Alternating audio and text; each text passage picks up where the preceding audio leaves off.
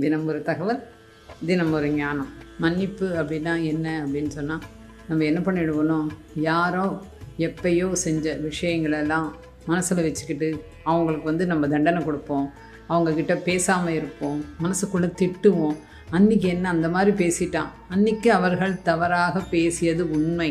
ஆனால் அது எதனால் பேசுகிறார்கள்னா ஒரு அறியாமை, அவங்களுக்கு தெரியல, அவ்வளோதான். இன்னொன்று, அவங்க அதை அன்றைக்கே மறந்து போயிருப்பாங்க. நம்ம என்ன செய்வோம்னா அதை சுமந்துக்கிட்டே இருப்போம். இதுவுமே ஒரு சுமை, தேவையில்லாத ஒரு பாரம். 10 வருஷத்துக்கு முன்னாடி என்னை திட்டினான்ப்பா அவன், 10 வருஷத்துக்கு முன்னாடி என்னை அப்படி பண்ணான்ப்பா அப்படின்னு உறவினர்கள்கிட்ட கூட என்ன பண்ணுவோம்னா விரோதம் பாராட்டுவோம். என்னன்னு கேட்டால், இவங்கக்கிட்ட நான் பேச மாட்டேன், இவங்க என்னை தப்பாக பேசுனாங்க அப்படின்னு ஒரு இது இருக்கும். ஏதோ சொல்லியிருப்பாங்க, போனால் போகட்டும். மன்னிப்பு அப்படின்ற ஒரு குணம் மிக மிக மிக பெரிய ஒரு குணம். அந்த மன்னிப்புன்ற குணம் எல்லாருக்கும் இருக்கணும்.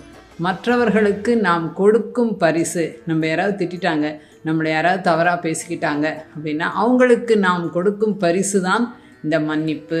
குறைகள் காண வேண்டாம். இன்னொன்று, குற்றம் பார்க்கில் சுற்றம் இல்லை. ஏதோ பேசிட்டு போகிறாங்க, போட்டோம், அதை ஏன் நம்ம மனசு அளவுக்கு எடுத்துக்கிட்டு போய் நமக்கு நாமே தண்டனை கொடுத்து கொள்கிறோம். போனால் போகுது, திட்டான், போனால் போகுது, நான் மன்னிச்சு விட்டுட்டேன் அப்படின்னு சொல்லிது. மன்னிப்பு அப்படின்றது மிகப்பெரிய ஒரு வரம்.